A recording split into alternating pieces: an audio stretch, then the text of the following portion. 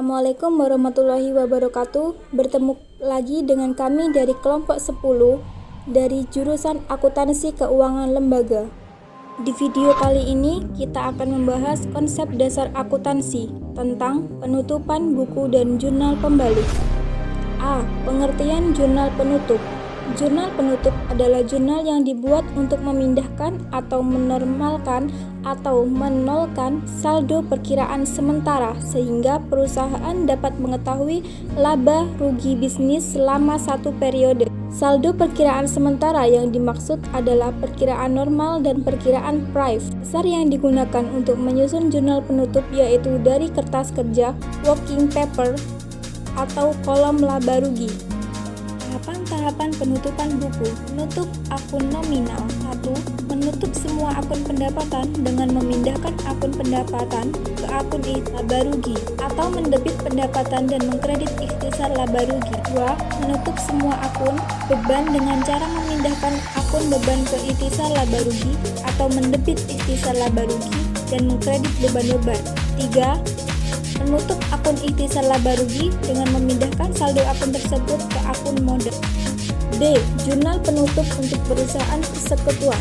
Jurnal penutup untuk perusahaan persekutuan hampir sama dengan jurnal penutup pada perusahaan perseorangan, kecuali 1. Pemindahan saldo akun laba rugi ke akun modal. Karena pemilik perusahaan persekutuan lebih dari satu orang, maka terdapat lebih dari satu akun modal pemilik perusahaan. Ini sejumlah pemilik perusahaan persekutuan tersebut. Karena itu, pembagian laba atau rugi perusahaan harus dibagi kepada para sekutu dengan cara pembagi satu dalam anggaran dalam perusahaan. 2. Perusahaan persekutuan memiliki lebih dari satu akun modal. 3. Para sekutu diperbolehkan melakukan penarikan atau prive dalam batas tertentu, hingga akun prive juga lebih dari satu.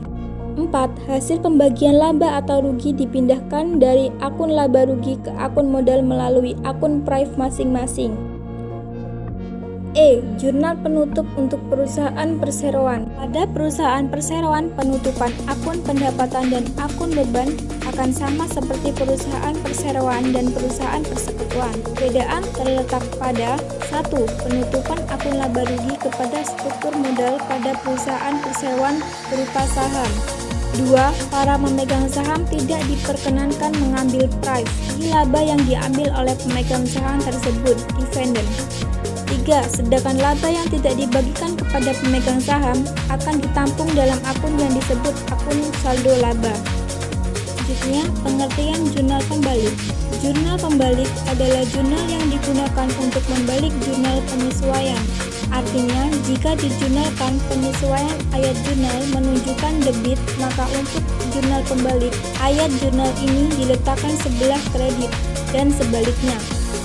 Tidak semua jurnal penyesuaian perlu dibalik, tapi hanya beban akrual atau beban yang ditangguhkan pembayarannya, sehingga muncul utang dan pendapatan akrual, atau pendapatan yang masih harus diterima, muncul piutang.